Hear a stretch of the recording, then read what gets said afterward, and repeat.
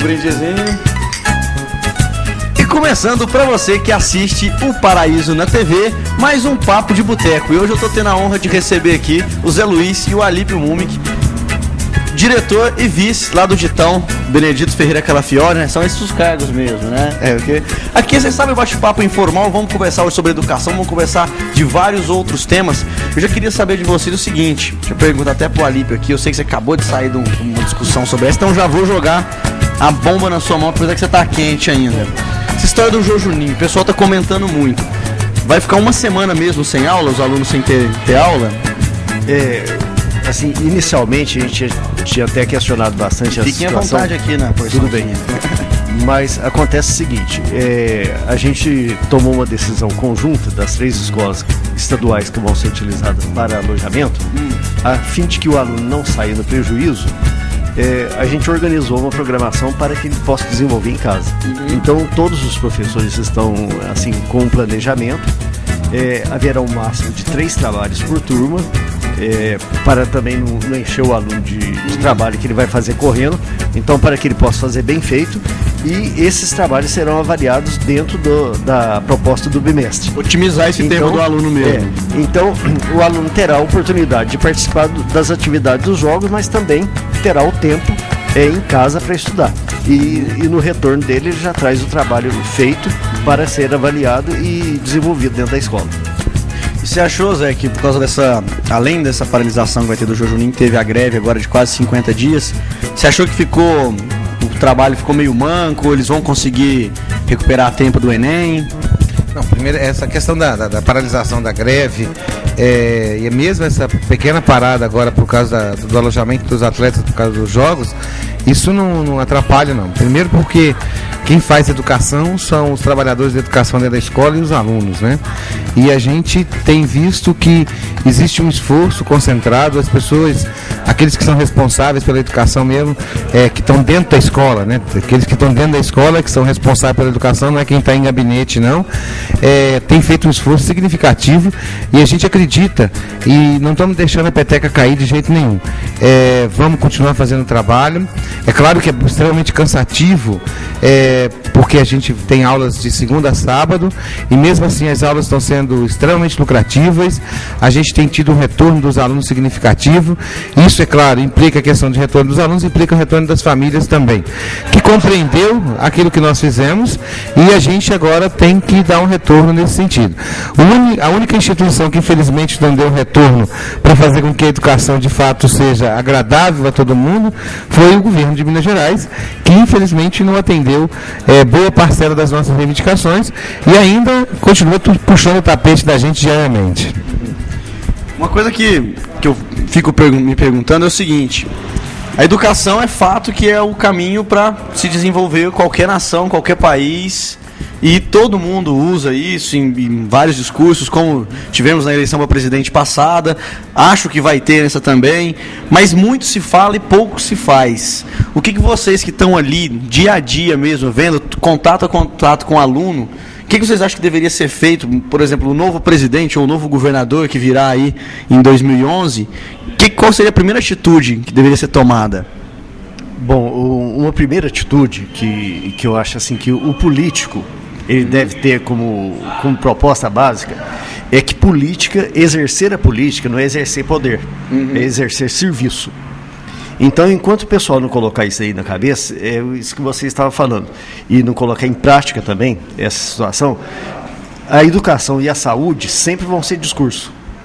Os políticos, eles sabem das necessidades, sabem da urgência de fazer um trabalho sério em educação, um trabalho sério em saúde, só que a gente raciocinando um pouquinho vê que enquanto eles enxergam a política como exercício de poder, o que vai acontecer?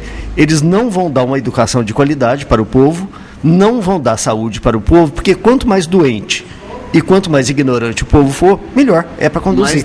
Mais dependente. Então qualquer coisa que faz é uma beleza, qualquer coisa que faz de graça.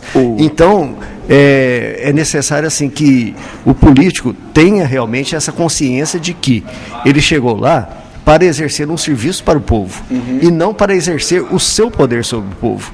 Então, e você pode ver que a prática não é só de governantes, não, mas de pessoas que ocupam cargo, uma função política, de senador, de deputado, de vereador, mais ou menos o esquema se mantém quase que sempre no mesmo estilo, entendeu? O povo brasileiro, ele não tem noção de que o político, de qualquer cargo que todo mundo sempre enaltece, elogia quando vem perto e tal, ele é empregado do povo. Você acha que a grande massa não tem noção disso? A própria história da política no Brasil, né, demonstra claramente isso aí, que aquilo que o Alípio acabou de colocar. A política sempre foi um exercício do poder. O que a gente tem que fazer, e isso é um papel fundamental, não só na questão da escola, mas na questão da família também, é entender que a questão de ocupar um cargo político, e não é ocupar um cargo político, é ocupar um cargo público. Então, a própria questão do conceito de ser público significa o quê? Que pertence ao conjunto daquelas pessoas que participaram dessa estrutura.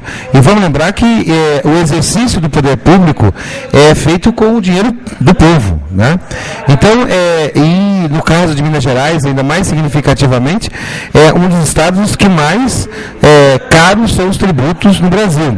Então, existe aí, né, a gente viu há 2 semanas atrás, o próprio governo anunciando o aumento da arrecadação em Minas Gerais, dinheiro, os cofres estão abarrotados, né?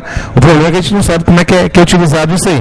Agora, utilizar esse dinheiro... Só para exemplificar isso que o Zé está falando, assim, essa fome de arrecadação em Minas Gerais é tão grande que Minas Gerais é o único estado que eu conheço que no pedágio moto paga. Moto normalmente não paga pedágio. E aqui acontece isso, quer dizer, até isso. De todos os meios eles procuram arrecadar. E por nenhum meio procura devolver para o povo aquilo que é de direito. Isso é fundamental, né? Quer dizer, a devolução, que é um dever, né, do Estado, um dever do poder público, está deixando, infelizmente, extremamente a desejar. Não só na questão de transporte, que é a responsabilidade do Estado das Minas Gerais, é só a gente ver a questão da MG 050 aí, os pedágios que tem daqui a Belo Horizonte, e como é que estão as condições de estrada, mas o que você vê é a própria questão educacional.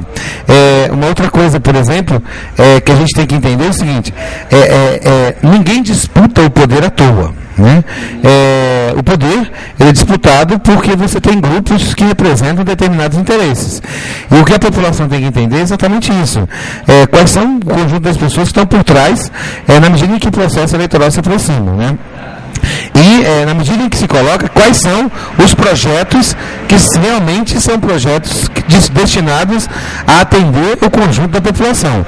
É isso que a gente tem que pensar quando for escolher a nova presidente, quando for escolher o senador, quando for escolher o governador, o deputado estadual. Isso tem que ser pensado, né? De que lado que as pessoas estão, e mais do que o lado... também a questão da história das pessoas, né? Qual é a história dessa pessoa que está aí colocando, que pode até fazer um discurso maravilhoso, mas esse discurso corresponde, de fato, à prática que essa pessoa teve durante a sua vida? Então, acho que a gente tem que pensar um pouco nisso, né? E outra coisa, votar em projetos e não votar em pessoas. Infelizmente, o brasileiro, e nós aqui na nossa região, mais significativamente ainda, está acostumado a votar em pessoas. E a gente tem que começar a pensar em votar em projetos. E isto vai garantir um serviço público de qualidade, que teremos homens públicos, de fato, que atendam ao conjunto dos interesses do público. E uma coisa para a gente fechar esse assunto, a gente que fica refém disso, o aluno, o pai, o que esse pessoal todo poderia fazer para amenizar, já que os órgãos públicos não dão a educação que, no caso, a gente paga por ela, a retribuição não é tão bem dada quanto o nosso imposto, né? Como é que o pessoal pode se organizar para não ficar tão em déficit com a educação? O aluno, o pai do aluno. Primeiro, eu acho assim, que é justamente começar a encarar que a escola pública não é uma escola de graça. Então, o governo não está fazendo favor nenhum em fornecer a escola gratuita, uma vez que numa bala que você compra, você está pagando imposto. Então, a gente paga a educação pública por antecedência. Então, está na hora dos pais começarem a acompanhar mais de perto a escola, a acompanhar mais de perto as ações educacionais, o projeto de educação do Estado, e começar a não só a acompanhar, mas questionar. Tem pais que precisam de ser mais educados do que os próprios filhos, né? Muito mais. Então, e saber realmente o que está acontecendo por detrás da proposta educativa do Estado. Então, por exemplo, se eu chego numa escola, não está faltando professor de algum determinado conteúdo, o pai tem direito e dever de ir lá saber por que está faltando, o que é que está acontecendo, por que o filho não está tendo aquela determinada aula, ou por que as aulas estão correndo dessa ou daquela maneira. Então, à medida que a família participa mais de perto da situação da escola, o que acontece?